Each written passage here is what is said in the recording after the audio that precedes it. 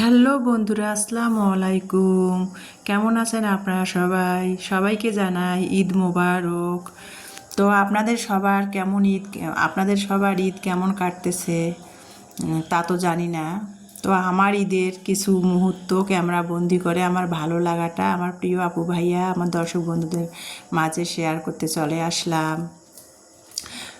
তো এই যে দেখতে পাচ্ছেন এখানে কিন্তু আমি গরু কিন্তু অলরেডি জবাই করা হয়ে গেছে। আমার কোরবানির যে গরু আমরা কিন্তু মানে আমি কি 4 ভাগে দিয়েছি আর 2 জন দিয়েছে, দিয়ে আর কি গরু আর কি আমরা জবাই করা হয়েছে।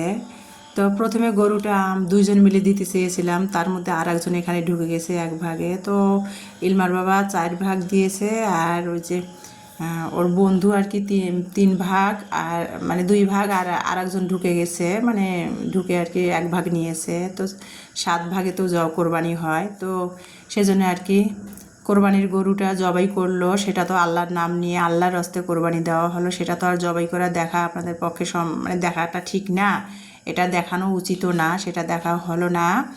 তো এই যে কোরবানির গোস্ত আর কি কাটা হচ্ছে, সেটা আর কি আপনাদের সাথে শেয়ার করতেছিলাম।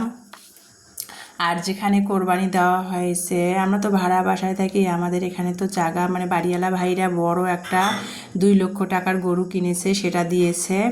আর 2টা ছাগল দিয়েছে। ওনাদের তো জায়গা সামনে অনেক বড় জায়গা থাকলেও ওনাদের অনেক গ্যাঞ্জাম ছিল, এখানে আর আমরা কোরবানি দিই নাই। ইলমার বাবার কলিকের বাসায় আর কি আমরা কোরবানি দিছি, ওনারা দিনাজপুরের স্থানীয় ওনার বাসায়। তো ওখানে ইলমা আর ওর বাবা গিয়েছিল কোরবানির মাংস, গরু আল্লাহর নাম নিয়ে কোরবানি দিয়ে মাংস প্রসেসিং করে নিয়ে আসার জন্য। তো ইলমাকে বলেছিলাম যে তোমার বাবার মোবাইল দিয়ে একটু মানে আমাদের কোরবানির মাংস কিভাবে প্রসেসিং করে, কিভাবে কি করে একটু ভিডিও করে ক্যামেরাবন্দি করে নিয়ে এসো, আমি তোমার আঙ্কেল আন্টিদের মাঝে শেয়ার করে দিব। তো ইলমা আর কি যতখানি পেরেছে শেয়ার ক্যামেরা বন্দি করে নিয়ে আসছে, সেটাই আমার দর্শক আপু ভাইয়া এবং আমার দর্শক বন্ধুদের মাঝে শেয়ার করতে আসলাম। গতকালকে তো ঈদুল আজহা ছিল, পবিত্র ঈদুল আজহা ছিল, গতকালকে অনেক ব্যস্ত ছিলাম। আর আমার জানা মতে আর কি এই ঈদে আর কি কোরবানির ঈদে সবাই ব্যস্ত থাকে, বিশেষ করে হাউস ওয়াইফ আপুরা সবাই ব্যস্ত থাকেন, কিন্তু সেদিন তো আর ভিডিও শেয়ার করা সম্ভব হয়ে ওঠে না, তাই করি নাই। আর আজকেও আর কি আমি সকাল থেকে অনেক ব্যস্ত ছিলাম, মানে সকালে 8টার দিকে উঠেই কিন্তু হালকা পাতলা নাস্তায় খেয়েই কিন্তু আমি আর কি বগুড়া চলে গিয়েছিলাম। আমার একটা পারিবারিক সমস্যা, সেটার জন্য আর কি গিয়েছিলাম। সেটা কি হয় না হয় সেটাও কিন্তু আপনাদের মাঝে আমি শেয়ার করব, কিন্তু সমস্যার সমাধান না হওয়া পর্যন্ত আপনাদের মাঝে আগে শেয়ার করব না, করা উচিতও না। তো সেটা শেয়ার করব আমি আজকে সকালে, কিন্তু আজকে রোজ রবিবার, আগামীকাল তো শনিবার ঈদুল আজহা উদযাপিত হয়েছে। আগামীকাল তো ভিডিও আপনাদের সাথে শেয়ার করতে পারি নাই। তো আজকে আর কি সকালে 8টার দিকে বগুড়া গিয়েছিলাম রিজার্ভ গাড়ি নিয়ে, তো চলে আসলাম 7টার দিকে। এসে ফ্রেশ হয়ে আমার আপু ভাইয়াদের সাথে আমার কালকে কোরবানি পবিত্র ঈদুল আজহার ভিডিওটা শেয়ার করে দিচ্ছিলাম। আর এই ভিডিওটা ইলমা একটু ওর বাবার ফোন দিয়ে করে নিয়ে আসছে, সেটাই আর কি আমার প্রিয় আপু ভাইদের সাথে শেয়ার করতেছিলাম। তো গোস্ত কীভাবে আর কি গরুর কোরবানির গোস্ত কীভাবে প্রসেসিং করতেছে সেটাই আর কি আপনাদের সাথে শেয়ার করতেছিলাম। আর আমার যে গরুটা কেনা হয়েছিল একেবারে দেশি গরু, ছোট, মানে কৃষকের কাছ থেকে নেওয়া হয়েছিল, কোনো দালালের কাছ থেকে গরু কেনা হয়েছিল না, কৃষকের কাছ থেকে গরুটা কেনা হয়েছিল। আর গরুটা খুবই সস্তা পেয়েছিলাম, 46,000 টাকা। দেশি গরু, একেবারে দেশি গরু, ছোট। যাই হোক, গরুটার আমার মাংস হয়েছে 70 কেজি। তো যেহেতু আমরা 4 ভাগ নিয়েছি আর কি, 70 কেজি মাংস গরুটার মোট হয়েছে। তো যাই হোক, গোস্তগুলা আর কি কেটে বেছে আমি তো সব প্রসেসিং করে তারপরে তো আমি আজকে আগামীকাল পবিত্র ঈদুল আজহা গেছে, আর আজকে রোজ রবিবার, আমি তো 8 তারিখ, আমি আজকে আর কি আপনাদের সাথে ভিডিওটা শেয়ার করতেছি। তা সব কিছু প্রসেসিং করার পর তো ভিডিওটা এডিট করে ভয়েস ওভার করতেছি, তারপরে বলতে পারতেছি, তা না হলে তো কীভাবে বলতে পারবো, তাই না? তো এই যে গরু প্রসেসিং করার জন্য যে কামাইলা নিছে আর কি, গতবারও আর কি আমরা দিনাজপুরে ঈদ করেছিলাম। গতবারও ইমানের ফার্স্ট ইয়ারের পরীক্ষা ছিল, যেতে পারি নাই, দিনাজপুরে ঈদ করা হয়েছে। এবারও কিন্তু ইমানের ফাইনাল পরীক্ষা যেহেতু সামনে, এই জন্য যাওয়া হয়নি। ইলমারও স্কুল খুললেই আর কি পরীক্ষা, ওর দ্বিতীয় স্কুলের আর কি দ্বিতীয় সেমিনার পরীক্ষা, এই জন্য যাওয়া হয় নাই। তো বাসার মধ্যে আর কি আমরা কোরবানি দিয়েছি, সেটাই আর কি আপনাদের সাথে শেয়ার করতেছিলাম, দেশের বাড়ি যাই নাই। তো এই যে কামাইলাদের নিয়ে নিছে আর কি, এলা ইলমার বাবার পরিচিত ছেলেরা ওদেরকে নিছে। তো ওরা আর কি গরু প্রসেসিং করে সব, একবার গরু পরিষ্কার করা অবধি, গরুর ভুঁড়ি পরিষ্কার করা পর্যন্ত সব ওরাই প্রসেসিং করে দিয়ে দিয়েছে। আমার অতটা কষ্ট হয়নি গরুর ভুঁড়ি পরিষ্কার করা। তো গরুর ভুঁড়ি কীভাবে পরিষ্কার করছি সেটাও আপনাদের সাথে শেয়ার করব, ভিডিও যেহেতু একটু করা ক্যামেরা বন্দি করা আছে।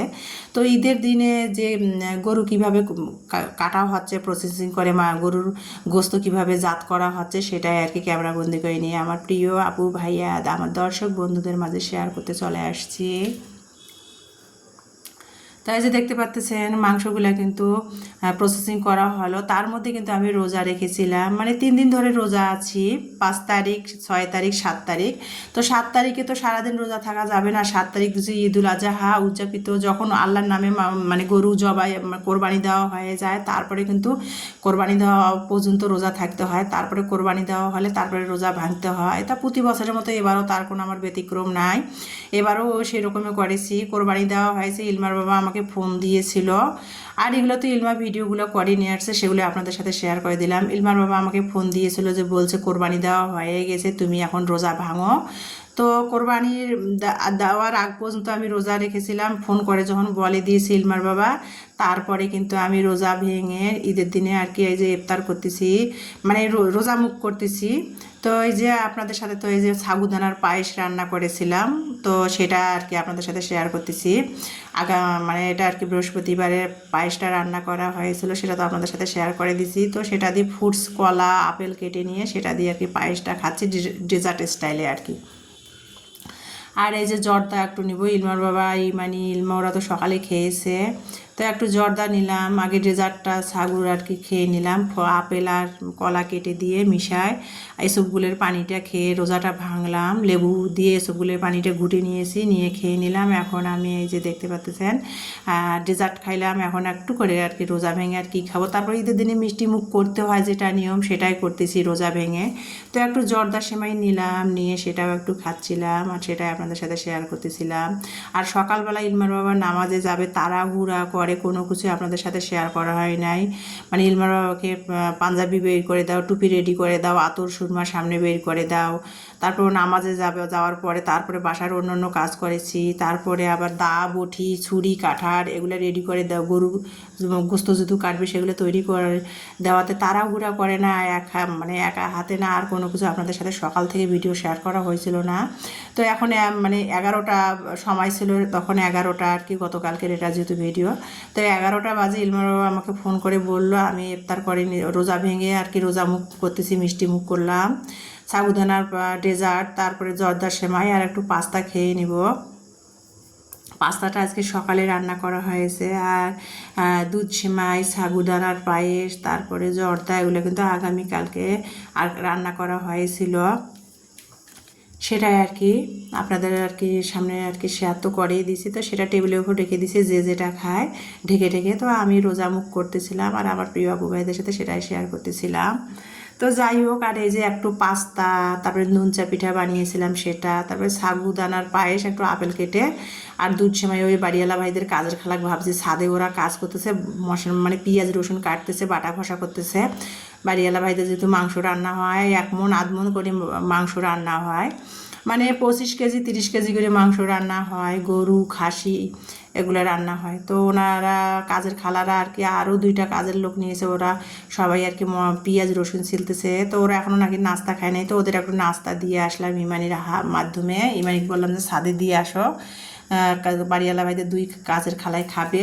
তো ওদের ইমানের মাধ্যমে ছাদে পৌঁছে দিলাম, দিয়ে আমি ইফতার মানে রোজা মুখ করলাম, করে খাবারগুলো ঢেকে রাখতেছি।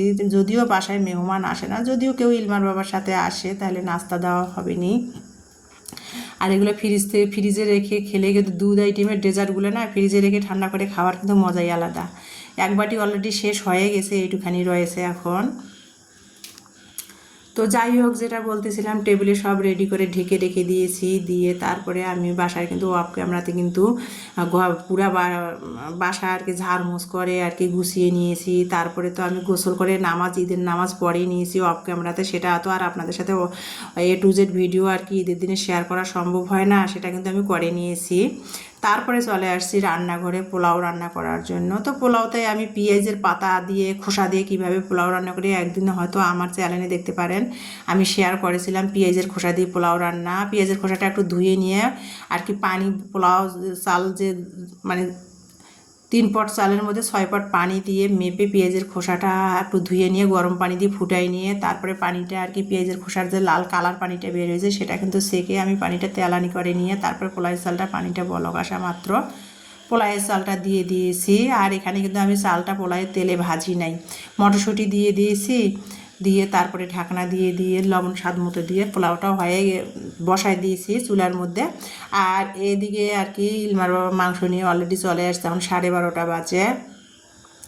আমাদের আর কি আমাদের আর কি যে গরুর গোস্ত যে কোরবানির মানে ভাগে যেটা পেয়েছে সেটা নিয়ে বাসায় চলে আসলো, এখন বাজে 12:30। তো আমার অলরেডি পোলাওটাও হয়ে আসছে, গ্যাসের চুলায় যেহেতু বসাই দিয়েছি, দিয়ে এখন এই যে ইলমার বাবা গরুর গোস্তা নিয়ে আসলো কোরবানি, সেটা প্রসেসিং করতেছি। আর রান্নার জন্য আর কি ইলমার বাবা 2.5 কেজির মতো এখানে মাংস মানে গরুর গোস্তটা অনুমান করে দিয়েছে, সেটা আমি ধুয়ে এখন এই যে রান্না করার জন্য সব মানে মাংস গোস্তর যে মশলাগুলো দেওয়া হয় সেগুলো দিয়ে আর কি মশলাটা কষিয়ে আর কি গোস্তটা দেবো। আর কোরবানির গোস্ত না এমনিতেও আর কি বেশি মশলা না দিলেও এমনিতেও আর কি মজা। আল্লাহর এই গোস্তর মধ্যে, কোরবানির গোস্তর মধ্যে না আল্লাহর রহমতে আলাদা, মানে হালকা মশলা দিয়ে রান্না করলে কিন্তু এই কোরবানির গোস্ত মজা লাগে। তো যাই হোক, তারপর আর কি যে যে মশলাগুলো ব্যবহার করার সেই মশলাগুলো আমি হাতে যেহেতু বানিয়েছি সেই মশলাগুলো দিয়ে মশলাটা কষিয়ে নিয়ে তারপরে গোস্তটা ধুয়ে রাখা দিয়ে চুলার মধ্যে মানে জালটা মিডিয়াম আঁচে দিয়ে তারপরে এদিকে কড়াইতে গোস্তটা কষা হচ্ছে, আর এদিকে আর কি আত্মীয় স্বজনের জন্য গোস্তগুলো আমি প্যাকেটিং করতেছি, কাকে কাকে আত্মীয় স্বজনকে দিব। গোস্তগুলো আইনা সব ইলমার বাবা বস্তা থেকে ঢাললো, আর এগুলো এখন আত্মীয় স্বজনদের পাঠাতে। এটা হলো সামনে আর কি যেটা দেখলেন ওটা আমার মায়ের বাড়িতে দিব, আর অপর পাশে রান্নাঘরের এক কোনায় রাখছি 10 কেজির মতো, সেটা আমার শ্বশুর বাড়ির আত্মীয় স্বজনকে দিব। তো সেগুলো প্রসেসিং করতেছি। আবার এখানেও কিছু গরিব দুঃখী মানুষ আসছিল, তাদেরকে দিয়েছি, বাড়িওয়ালা ভাইদের, কাজের খালাদের। তো যাই হোক, সেগুলো আর অতটু আর A to Z আপনাদের সাথে ভিডিওতে শেয়ার করা সম্ভব হয় না। আর কোরবানির ঈদে তো সবাই আর কি ব্যস্ত থাকে, মানে গোস্ত ঘাটাঘাটি প্রসেসিং করা, আত্মীয় স্বজনকে দেওয়া নিয়ে সব তো আর A to Z video share করা সম্ভব হয় না। আর A to Z video share করলে কিন্তু ভিডিও অনেক লংও হয়ে যায়। তো আত্মীয় স্বজনের জন্য গোস্তগুলা প্রসেসিং করে তারপরে ফ্রোজেন করলাম। আর এদিকে আর কি গোস্তটাও অলরেডি চুলার মধ্যে আমি আর কি রান্না করে নিলাম, হয়ে গেল। এখন টেবিলে খাবার দিয়ে দিয়েছি। ওই যে পোলাও আজকে হালকা মশলা দিয়ে শসা, লেবু, আর এই যে কোরবানির গোস্ত। আর ঈদের দিনে তো খালি গোস্তই আর কি, আর এর সাথে কোনো কিছু ভালোও লাগে না। তো রান্না করে নিয়ে আসলাম, এটা দিয়ে আজকে ঈদের খাবার। আর ঈদের মধ্যে রোস্ট বলেন, ডিম বলেন, মাছ বলেন, এটা কিন্তু ভালো লাগে না। ঈদের মধ্যে শুধু গোস্তটাই আর কি আল্লাহর রহমত, এটা দিয়ে কিন্তু ভাত খেতে হয়। আর ঈদের দিনেই তো শুধু গোস্ত খাওয়া হয় বে হিসাবে, আনলিমিটেড, যে যতটুকু খাইতে পারে।